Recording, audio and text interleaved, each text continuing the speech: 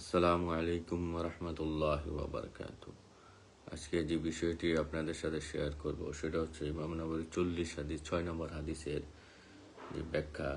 যে হাদিসটি হচ্ছে আবু আবদুল্লাহ আন নোমান বিন বাশির রাদিয়াল্লাহু আনহু থেকে বর্ণিত। তিনি বলেছেন, আমি আল্লাহ রাসূল সাল্লাল্লাহু আলাইহি সাল্লামকে বলতে শুনেছি, নিশ্চয়ই হালাল স্পষ্ট এবং নিশ্চয়ই হারাম স্পষ্ট, আর এই দুইয়ের মাঝে কিছু অস্পষ্ট বিষয় আছে যা অনেক মানুষ জানে না। কাজেই সে যে সন্দেহযুক্ত বিষয় থেকে বেঁচে থাকলো সে তার দিনকে ঘাটতি থেকে ও সম্মানকে মানহানি থেকে রক্ষার ব্যবস্থা করলো।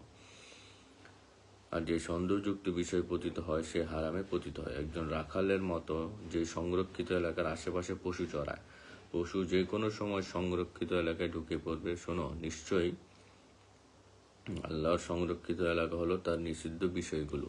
শোনো, নিশ্চয়ই দেহে একটি মাংসপিণ্ড আছে যা ঠিক থাকলে গোটা দেহ ঠিক থাকবে, আর সেটা পচে গেলে গোটা দেহ পচবে। শোনো, সেটা হলো অন্তর। এটা হচ্ছে বুখারী ও মুসলিমের হাদিস। এটি ইমাম নববীর 40 নম্বর হাদিস এবং এটা খুবই একটা গুরুত্বপূর্ণ হাদিস এবং এখানে প্রত্যেকটা হাদিসই গুরুত্বপূর্ণ এবং এর ব্যাখ্যা জানাও আমাদের খুবই জরুরি। এবং সুন্দর করে ব্যাখ্যায় এই জিনিসগুলো হাদিসের আলোকে শাইখ বুঝিয়েছেন। তো এই ব্যাখ্যার একেবারে শেষের বিষয়টা আমি এখন পড়তেছি, পরে আপনাদের সাথেও শেয়ার করবো ইনশাআল্লাহ।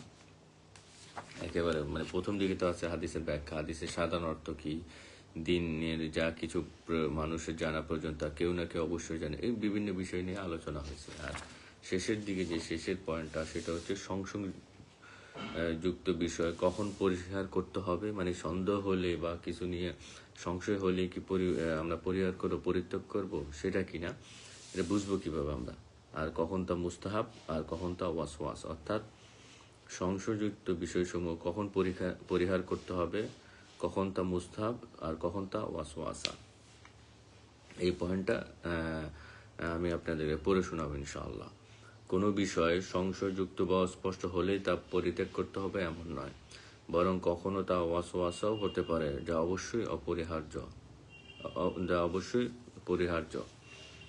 অবশ্যই কি ওয়াসওয়াসা দূর করতে হবে। এই জন্য এই বিষয়টি ভালো করে বোঝা প্রয়োজন। আমরা আগেই দেখেছি কোনো বিষয় স্পষ্টতা বিষয় আপেক্ষিক, এই ক্ষেত্রে কয়েকটি অবস্থা হতে পারে। আগে দেখেছি এই বইয়ের আগে এটা আলোচনা হয়েছে, সেটা পড়ে শোনাচ্ছি না আমি। জাস্ট কখন এই যে কোনো সংশয় আপনার ত্যাগ করতে হবে আর কখন তা ত্যাগ করা মুস্তাহাব, কখন তা এটা ওয়াসওয়াসা, এইসব বিষয় নিয়ে। তা 1 নম্বর অবস্থা, প্রথম অবস্থা, কোনো সাধারণ মুসলিম কোনো একটি মাসালায় সন্দেহান কিন্তু এই বিষয়ে সন্দেহ করার যুক্তিসঙ্গত কারণ নেই। কেউ